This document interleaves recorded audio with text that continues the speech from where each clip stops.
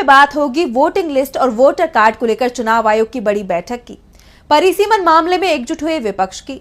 जानेंगे बिहार में अमित शाह की सक्रियता से क्यों चिंता में है जेडीयू। जाति जनगणना पर कैसे घिरती जा रही है मोदी सरकार। देखेंगे लाड़की बहन योजना को लेकर महायुति सरकार में मचे घमासान को। और बुलेटिन के आखिर में बात कृषि मंत्रालय के काम पर उठे सवाल की।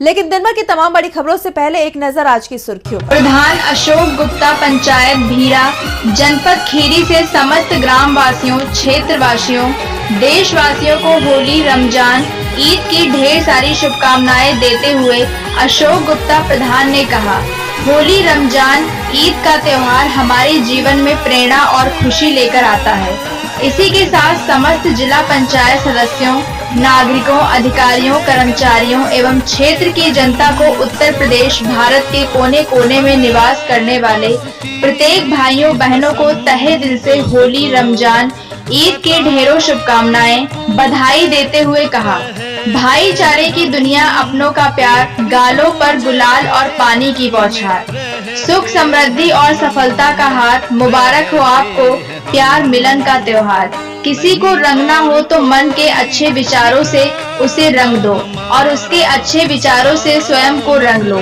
क्योंकि कृत्रिम होली केवल आपका रूप बदल सकती है, आपका मन नहीं। नफरत की होली को जलाओ, नफरत की होली को जलाओ और प्रेम का रंग बरसाओ। एकनाथ शिंदे की बीजेपी से नाराजगी की खबरों के बीच शिवसेना यूबीटी नेता संजय राउत का बड़ा दावा। कहा, पहले कांग्रेस में शामिल होना चाहते थे डिप्टी सीएम शिंदे। शहरी नक्सलवाद के खिलाफ विधेयक पर रार। एनसीपी एसपी नेता सुप्रिया सुले बोली, विपक्ष को दबाने की हो रही कोशिश।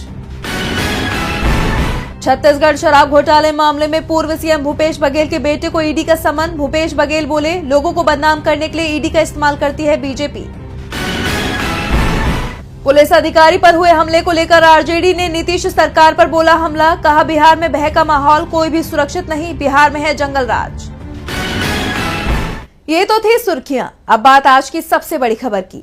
वोटर लिस्ट को लेकर इस समय सरकार और चुनाव आयोग दोनों ही सवालों में है। कांग्रेस नेता राहुल गांधी ने तो संसद में इस पर चर्चा की डिमांड भी कर दी थी।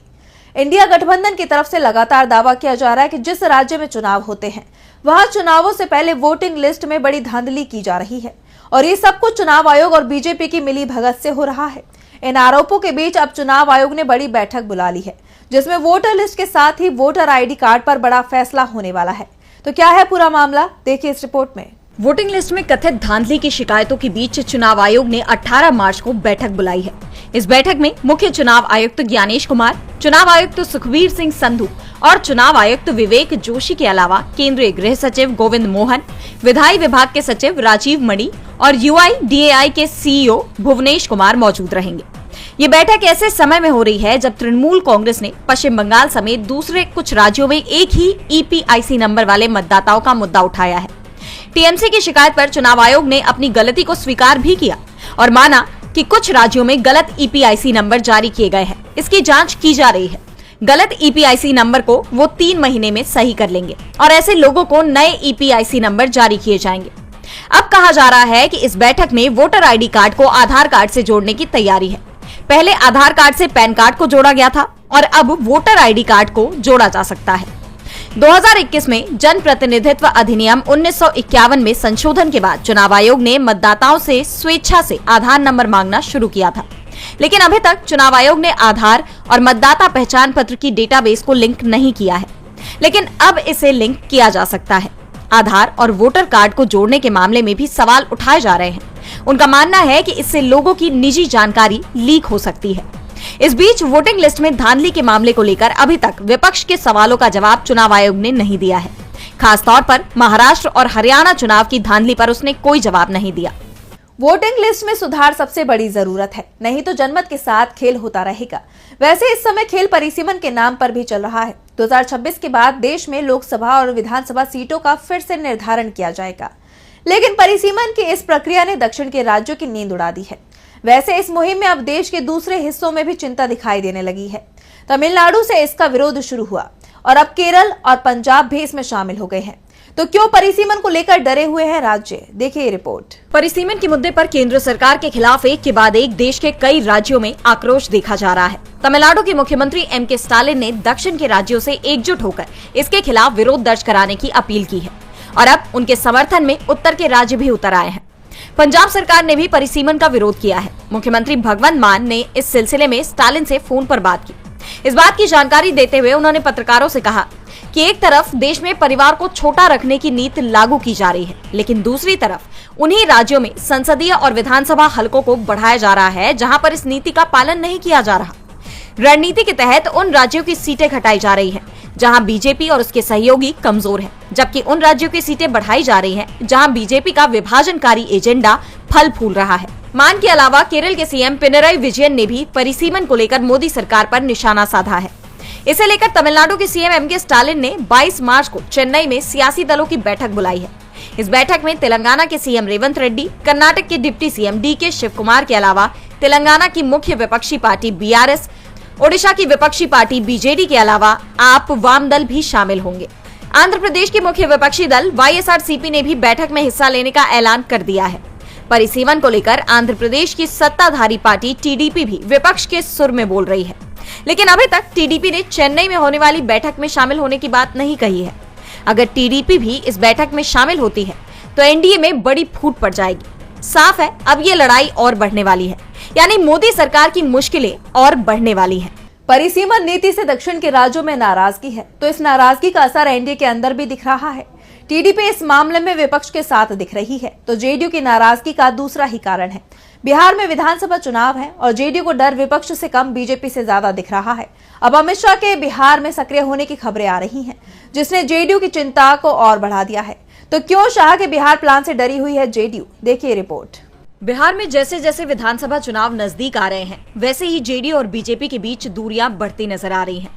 मुख्यमंत्री नीतीश कुमार बीजेपी के कार्यक्रमों से दूरी साध रहे हैं, जिसे लेकर तरह तरह के कयास लगाए जा रहे थे और अब खुद केंद्रीय गृह मंत्री अमित शाह भी इसे गंभीरता से लेते दिखाई दे रहे हैं। अचानक से बिहार की राजनीति में उनकी सक्रियता बढ़ गई है। हाल ही में एक बयान देते हुए उन्होंने कहा कि चुनाव नजदीक आने पर वे बिहार में डेरा डालेंगे। इसके अलावा उन्होंने ये भी कहा कि मिथिला में माता सीता का मंदिर बनेगा, जबकि अयोध्या में राम मंदिर बन चुका है। आपको बता दें कि अमित शाह को बीजेपी का रणनीतिकार कहा जाता है और चुनाव को लेकर पार्टी में उनके फैसले को कोई चुनौती नहीं देता। ऐसे में अब अगर शाह बिहार में डेरा डालते हैं तो ये संकेत देता है कि बीजेपी बिहार में अपनी स्थिति मजबूत करने की कोशिश कर रही है और बिहार में बीजेपी की बड़ी जीत नीतीश कुमार के लिए नुकसानदेह साबित हो सकती है, क्योंकि नीतीश कुमार फिलहाल मुख्यमंत्री पद छोड़ने के लिए तैयार नहीं है। इसे दोनों पार्टियों के बीच तनाव की मुख्य वजह माना जाता है। इन हालात में शाह के इस बयान ने जेडीयू नेताओं में सवालों की छड़ी लगा दी है। उनका ये बयान जेडीयू के कार्यकारी अध्यक्ष संजय कुमार झा के सामने ही आया था, लेकिन इसके बाद से पार्टी में सन्नाटा पसरा हुआ है। जानकारों का कहना है कि शाह की सक्रियता को लेकर जेडीयू के नेता समझ नहीं पा रहे हैं कि आखिरकार बीजेपी का असली इरादा क्या है।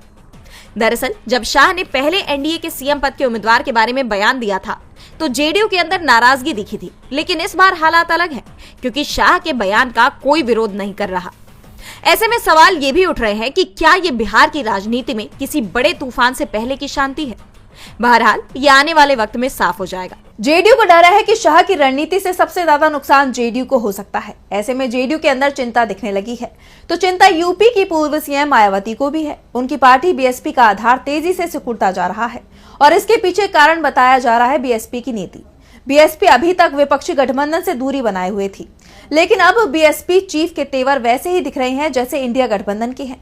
मायावती ने इंडिया की बड़ी डिमांड का समर्थन भी कर दिया है। देखिए रिपोर्ट। बसपा की मुखिया मायावती के इंडिया गठबंधन के साथ सुर मिलते दिख रहे हैं। बसपा सुप्रीमो ने इंडिया गठबंधन की जातिगत जनगणना की मांग का समर्थन किया है और कहा कि बहुजन समाज की आबादी इस समय 80% से ज्यादा है। संवैधानिक और कानूनी तौर पर उनके हक के लिए जनगणना से जन कल्याण की गारंटी का प्रावधान बाबा साहेब ने राष्ट्रीय जनगणना किया है। जनगणना नहीं कराने पर संसदीय समिति ने भी चिंता जताई है। दरअसल बसपा के संस्थापक कांचीराम की जयंती के मौके पर मायावती ने पार्टी समर्थकों और कार्यकर्ताओं को बड़ा संदेश दिया। उन्होंने बसपा को बहुजनों की सबसे हितैषी पार्टी बताया और कहा कि बसपा सरकार के वक्त ही इस समाज के लोगों का कल्याण हुआ। मायावती ने सत्ता में लौटने की बात कहते हुए खुद को आयरन लेडी बताते हुए कहा कि बीजेपी को अपने वोट की ताकत को समझना होगा और अपने उद्धार के लिए खुद के हाथों में सत्ता की चाबी लेनी होगी। उन्होंने बाकी सरकारों पर निशाना साधते हुए कहा कि बसपा ने अपने शासनकाल में बहुजनों के विकास के लिए अच्छे दिन लाकर दिखाए, जबकि दूसरी सरकारों के दावे हवा हवाई हैं। इस दौरान मायावती ने इंडिया गठबंधन की मांग का समर्थन किया। बता दें कि इंडिया गठबंधन लगातार जातिगत जनगणना का मुद्दा उठाता रहा है। लोकसभा चुनाव के दौरान भी राहुल ने इस मुद्दे को जमकर उठाया था, जिसका पूरे इंडिया गठबंधन को लाभ मिला। और ऐसे में मायावती की मांग के बाद प्रदेश की सियासत में एक नया मोड़ आता दिख रहा है। मायावती के इस कदम से आने वाले वक्त में बीजेपी की मुश्किलें बढ़ सकती हैं। कास्ट सेंसस की मांग राहुल भी कर रहे हैं और अखिलेश भी। इंडिया के दूसरे नेता भी इस डिमांड के साथ हैं और अब मायावती भी साथ आती दिखाई दे रही हैं, जिसने बीजेपी की परेशानी को बढ़ा दिया है। तो महाराष्ट्र में जहां हाल ही में बीजेपी को बड़ी जीत मिली, उसे सरकार चलाने में परेशानी हो रही है। जिस योजना को बीजेपी ने महाराष्ट्र चुनाव में गेम चेंजर बताया, वो उस पर ही भारी पड़ती दिखाई दे रही है। इसे लेकर गठबंधन में ही सवाल उठ रही हैं। तो क्या है पूरा मामला, देखिए इस रिपोर्ट में। महाराष्ट्र चुनाव के वक्त महायुति ने लाडकी बहन योजना का खूब प्रचार किया, लेकिन अब चुनाव जीतने के बाद इस योजना को लेकर महाराष्ट्र सरकार मुश्किलों से घिरने लगी है। महायुति सरकार भले ही बाहरी तौर पर सब कुछ सही होने का दावा कर रही है, लेकिन हकीकत यह है कि लाडकी बहन योजना को आगे बढ़ाना अब फडणवीस सरकार के लिए मुश्किल होने लगा है। इस योजना की वजह से सरकार की दूसरी योजनाओं पर मार पड़ रही है और इसका नतीजा यह हो रहा है कि दूसरे विभाग के मंत्री ही अपनी सरकार पर सवाल खड़े करने लगे हैं। इस बारे में सामाजिक न्याय विभाग के मंत्री संजय शिरसाट ने आरोप लगाया है कि वित्त मंत्री अजित पवार ने बजट में उनके विभाग का पैसा लाडकी योजना को दे दिया है। शिरसाट इस बारे में अब अजित पवार से सवाल पूछ रहे हैं। बता दें कि महाराष्ट्र विधानसभा चुनाव में वादा किया गया था कि अगर महायुति दोबारा सत्ता में आई तो लाडली बहनों को 1500 रुपए की जगह 2100 रुपए मिलेंगे, लेकिन वित्त मंत्री अजित पवार की ओर से पेश किए गए बजट में लाडकी बहन योजना के लिए प्रावधान कम कर दिया गया है। लाडकी बहन योजना के लिए धन उपलब्ध कराते वक्त सामाजिक न्याय और आदिवासी विकास विभाग के बजट में कटौती कर दी गई है। सामाजिक विभाग से 3000 करोड़ रुपए और आदिवासी विकास विभाग से 4000 करोड़ रुपए की राशि लाडकी बहना योजना के लिए दे दी गई है। इसलिए लाडकी बहन योजना अब इन दोनों विभागों को प्रभावित करेगी। संजय शिरसाट ने कहा है कि नियम है कि बजट का दुरुपयोग नहीं किया जा सकता, चाहे वो किसी भी विभाग का हो। नियमों के मुताबिक हमारे विभागों को धनराशि उपलब्ध कराना अनिवार्य है, लेकिन अब ऐसा दिखाई देता है कि हमारे विभाग के धन को बजट में कहीं और लगा दिया गया है। हम इस बात पर ध्यान दे रहे हैं कि वित्त मंत्री इस पर क्या स्पष्टीकरण देते हैं। बजट बहस के जवाब में वो क्या कहते हैं, हम उनसे अनुरोध करने जा रहे हैं। बताते चले कि इसके चलते जहां राज्य की महिलाएं नाराज बताई जा रही हैं, तो वहीं सामाजिक न्याय और आदिवासी विकास विभाग में भी असंतोष है। लाडकी बहन योजना के चलते महाराष्ट्र सरकार को दूसरी योजनाएं या तो बंद करनी पड़ रही है या बजट कम किया जा रहा है। इससे गठबंधन में ही सवाल उठ रहे हैं। तो वहीं सवाल मोदी सरकार की नीति पर भी उठ रहे हैं। जीएसटी को लेकर कांग्रेस नेता जयराम रमेश ने मोदी सरकार पर तीखा हमला किया है। तो क्या है पूरा मामला, देखिए इस रिपोर्ट में। कांग्रेस ने जीएसटी की विभिन्न दरों को लेकर केंद्र सरकार पर निशाना साधा है। कांग्रेस महासचिव जयराम रमेश ने कहा कि पॉपकॉर्न के बाद अब डोनट पर भी जीएसटी का असर दिखाई दे रहा है। उन्होंने सरकार की नीतियों पर सवाल उठाते हुए कहा कि देश को अब जीएसटी 2.0 की जरूरत है। ये बयान ऐसे समय में आया है जब टैक्स से जुड़े मुद्दों से कई व्यावसायिक संस्थान परेशान हैं और इसका असर बाजार पर भी पड़ रहा है। जयराम रमेश ने सरकार पर तंज कसते हुए कहा कि ये पूरा मुद्दा दर्शाता है कि ईज ऑफ डूइंग बिजनेस का नारा कितना खोखला है। सरकार भले ही इस नारे का ढिंढोरा पीटे, लेकिन वास्तविकता में व्यापारियों को गैर जरूरी परेशानियों का सामना करना पड़ रहा है। टैक्स प्रणाली में कई खामियां हैं, जिसके चलते जीएसटी 2.0 की जरूरत महसूस की जा रही है। इससे व्यापारियों को समान अवसर और राहत मिल पाएगी। कांग्रेस के इस आरोप पर वित्त मंत्री निर्मला सीतारमण का भी बयान सामने आया है। उन्होंने कहा कि अभी जीएसटी दरों में और कमी की जाएगी। याद दिला दे कि कांग्रेस ने बीते रविवार को कहा था कि टैक्स में किसी भी बदलाव को केवल दरों में कटौती तक सीमित नहीं रखा जाना चाहिए। ये पूरा मामला मैड ओवर डोनट्स के इर्द गिर्द घूम रहा है। दरअसल मैड ओवर डोनट्स को 100 करोड़ के टैक्स नोटिस का सामना करना पड़ रहा है। डोनट्स के लिए मशहूर इस ब्रांड को अपने बिजनेस का गलत वर्गीकरण करने और डोनट्स पर 5% जीएसटी को रेस्टोरेंट सर्विस सेवा बताकर चुकाने का आरोप है, जबकि बेकरी उत्पादों पर 18% टैक्स लागू होता है। ये मामला अब बॉम्बे हाई कोर्ट पहुंच चुका है। और बुलेटिन के आखिर में बात किसान की परेशानी की। किसानों से जुड़ा कोई भी वादा मोदी सरकार ने आज तक पूरा नहीं किया। न किसानों की आय दोगुनी हो पाई, न ही एमएसपी लागू हो पाई। वहीं किसान आंदोलनों को दबाने में मोदी सरकार लगी रही। ऐसे हालात में अब एक बड़ा सुझाव आया है कि कृषि मंत्रालय का नाम ही बदल दिया जाए। ये सुझाव संसद की स्थायी समिति ने ही दिया है। देखिए रिपोर्ट। मोदी सरकार के सामने एक बार फिर किसानों के हित के लिए अपनी प्रतिबद्धता को दिखाने की चुनौती आ गई है। दरअसल कृषि पर संसद की स्थायी समिति ने कृषि श्रमिकों के महत्व को दर्शाने के लिए केंद्रीय कृषि मंत्रालय का नाम बदलने की सिफारिश की है। पंजाब के पूर्व मुख्यमंत्री चरणजीत सिंह चन्नी की अध्यक्षता वाली इस समिति ने कहा कि कृषि एवं किसान कल्याण विभाग का नाम बदलकर कृषि, किसान एवं खेतीहर मजदूर कल्याण विभाग किया जा सकता है। समिति का मानना है कि नाम बदलने से कई संभावित लाभ होंगे, क्योंकि इससे कृषि क्षेत्र में खेतीहर मजदूरों की महत्वपूर्ण भूमिका को मान्यता मिलेगी। बता दें कि खेतीहर मजदूर कृषि कार्यबल का एक महत्वपूर्ण हिस्सा है और इसमें हाशिए के समुदाय के लोग ही ज्यादा हैं। सरकार खेती किसानी को लेकर जो भी योजना बनाती है, उनमें खेतीहर मजदूरों की अक्सर अनदेखी हो जाती है। इसलिए समिति ने मंत्रालय के नाम में किसानों के साथ साथ खेतीहर मजदूरों को भी जोड़ने की सिफारिश की है।